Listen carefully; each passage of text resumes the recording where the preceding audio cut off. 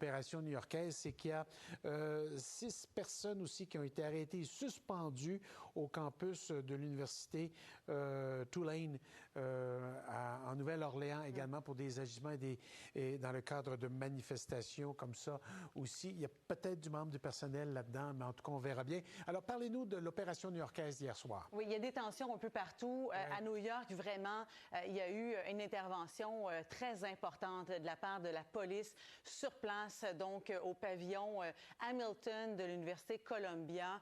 Vous voyez donc ces dizaines d'étudiants qui ont été arrêtés, qui seront soit suspendus, soit complètement, finalement, bannis de l'université. C'est ce qu'ont mentionné les autorités universitaires un peu plus tôt. Quand on regarde, finalement, ce qui s'est passé, regardez les policiers, comment ils ont réussi à entrer à l'intérieur du pavillon dans lequel s'étaient barricadés des dizaines de manifestants lundi en fin de journée. Bien, c'est avec une nacelle comme ça qu'on a pu entrer à l'intérieur par la fenêtre du 2e étage. À l'intérieur, bien, les étudiants bloquaient les accès avec des chaises, des tables, des machines distributrices. Alors, il a fallu donc passer par le 2e étage pour pouvoir y avoir accès. Avec des outils comme ça, on a utilisé aussi des grenades assourdissantes. Donc, vraiment, là, les policiers qui ont tout fait finalement pour répondre à la demande de l'université qui voulait pouvoir reprendre le pavillon. Ça faisait 2 semaines qu'on était en négociation avec les manifestants pour pouvoir lever le campement, ce qui n'avait pas été fait. Alors voilà, on a fait évacuer par la force ce pavillon de l'Université Columbia.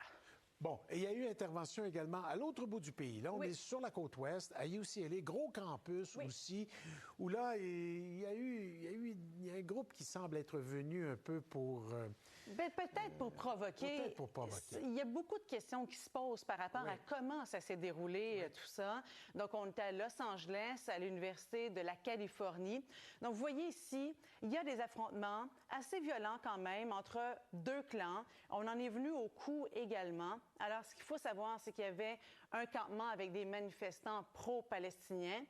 Et à un certain moment, dans la soirée, un peu après 23 heures, une centaine de personnes, semble-t-il des pro-israéliens, qui sont arrivés avec de la musique forte, qui auraient lancé des projectiles, qui auraient également lancé des feux d'artifice tout près des tentes où se trouvaient les manifestants.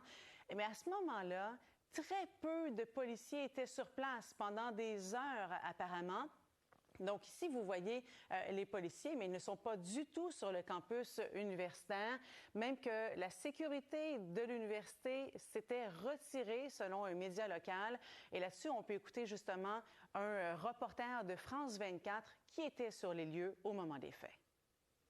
On a entendu des propos extrêmement violents, extrêmement durs à entendre. La personne que je vous disais parlait dans le mégaphone, a demandé au moment de l'arrivée de la police, je cite, à tous les Juifs de se replier et de laisser la police finir le travail. Donc, à ce moment-ci, vous voyez, Marc-André, les images qu'on a en direct en ce moment, ça s'est calmé. Oui.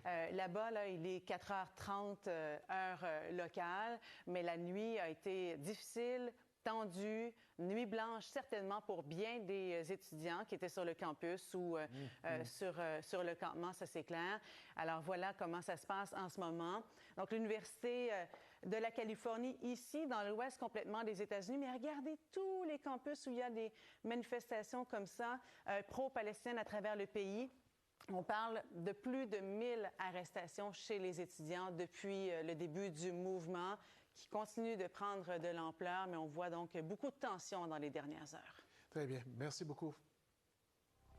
UCLA dans un moment. Oui, tous les médias américains montrent les images de cette intervention policière impressionnante survenue au campus de l'Université Columbia à New York en soirée. Regardez les policiers qui se sont approchés comme ça avec une nacelle pour pouvoir entrer à l'intérieur du pavillon Hamilton par la fenêtre du 2e étage.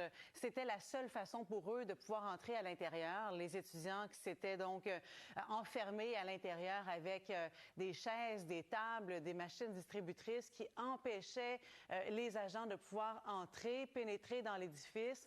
Il faut dire que depuis lundi, fin de journée, les manifestants pro-palestiniens étaient à l'intérieur du pavillon qu'ils avaient rebaptisé le pavillon Hind en l'honneur d'une petite fille de 6 ans morte à Gaza.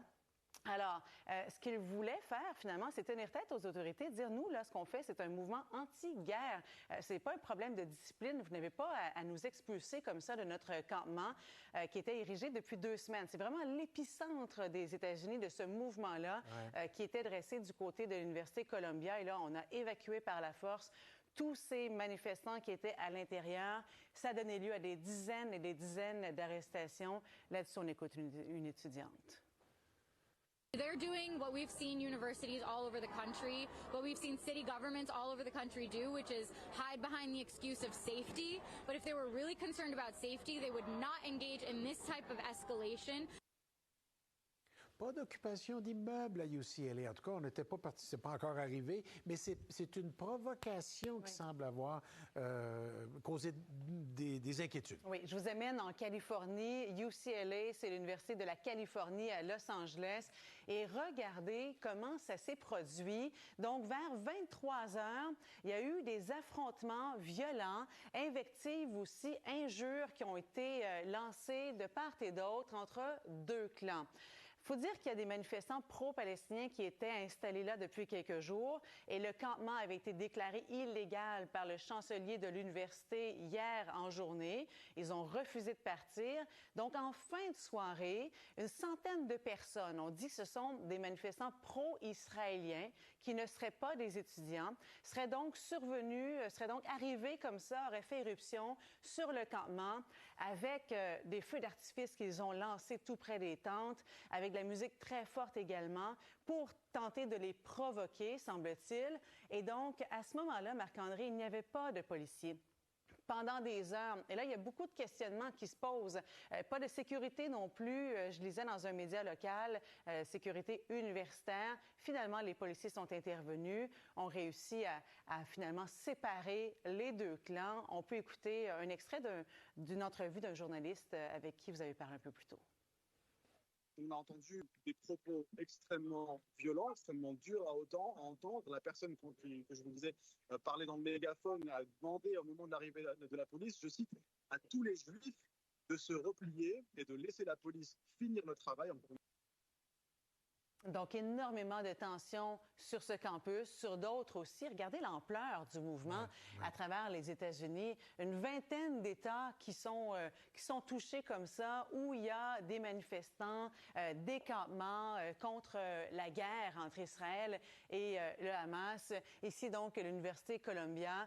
Il reste à voir maintenant si ça aura un impact également là, dans cette année présidentielle aux États-Unis. On est à 6 mois donc des élections. Anthony Blinken qui est toujours à Tel Aviv en ce moment. Bon, merci.